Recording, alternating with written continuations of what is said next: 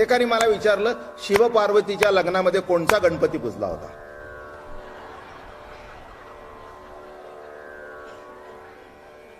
अरे बाबा, दगडूशेठचे ट्रस्टी आहेत का इथे? आहेत का? जरा सांगा की बघा आम्हाला काय असेल तर. काय काय काय हो महेशराव, तुम्ही तरी सांगा, तुम्ही हुशार आहे. पार्वतीच्या आणि शंकराच्या मला सांगा, प्रत्येक लग्नामध्ये गणपतीच्या पूजनाशिवाय लग्न होतं का? म्हटलं नाही. मग पार्वतीच्या आणि शंकराच्या लग्नामध्ये कोणचा गण पूजला? मी म्हटलं बाबा मला काही कळत नाही, पण गणपती म्हणजे गुणाधिपती. दोघेही ईश्वरनिष्ठ होते, दोघे आत्मनिष्ठ होते. एक प्रत्ययरूप परमात्मा होता आणि एक प्रतीती होती. असे दोघांचे गुण एकमेकाने पूजले आणि म्हणून जमलं.